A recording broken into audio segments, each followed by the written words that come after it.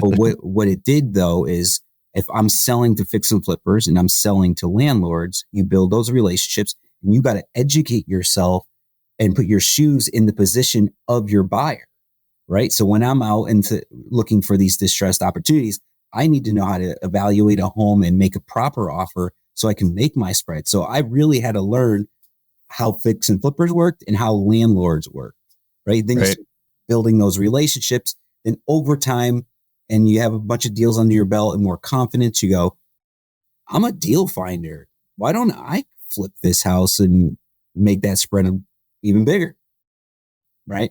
And you start going down that natural progression, start flipping houses. So you're wholesaling and flipping. And all of a sudden you're like, okay, well, why don't I keep this one, right? You start learning how to raise monies. And so ultimately over the last 12 years, that's what I've done, is learn all these different strategies through wholesaling and start implementing myself.